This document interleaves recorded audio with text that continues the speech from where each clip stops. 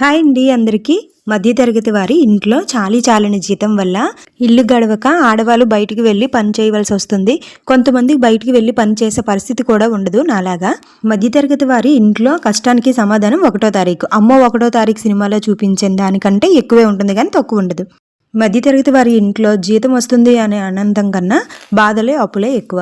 నెల మొదలవగానే ఇంటద్దె, current bill, cable bill, phone bill, పాల బిల్లు, నీళ్ళ బిల్లు, డోక్రాకి, శ్రీనిధికి, అప్పులకి, వడ్డీలకి, ఇంకా స్కూల్ ఫీజు, బుక్స్కి, ఈఎంఐలకి, పుట్టినరోజులకి, పెళ్ళిళ్ళకి, ఫంక్షన్లకి, పండక్కి, పబ్బానికి, కాయగూరలకి, రైస్కి, ఇంటి సరుకులకి, గ్యాస్కి, పెట్రోల్కి, లాస్ట్ మెడికల్ బిల్లు కూడా. ఇలా చెప్పాలంటే చాలా ఉంది.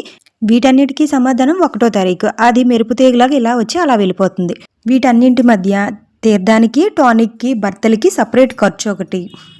అప్పులు అవసరాలు సముద్రం అంత ఉంటే వచ్చే జీతం ఏమో అందులో పడవంత.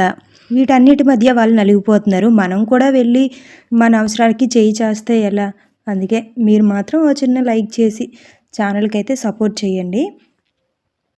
ఇకపోతే స్వీట్ కార్న్ రెగ్యులర్గా తినే కన్నా ఇలా ఉడికిన తర్వాత ప్యాన్లో బటర్ వేసుకొని కొద్దిగా వెల్లుల్లి రెబ్బలు వేసుకొని వేగిన తర్వాత కారం, సాల్ట్, చాట్ మసాలా, అలాగే కొద్దిగా నిమ్మరసం, కొత్తిమీర, టమాటో సాస్ కూడా వేసుకొని ఉడికిన స్వీట్ కార్న్ కూడా వేసుకుంటే చాలా టేస్టీగా ఉంటుంది. తప్పకుండా మీరు ట్రై చేయండి.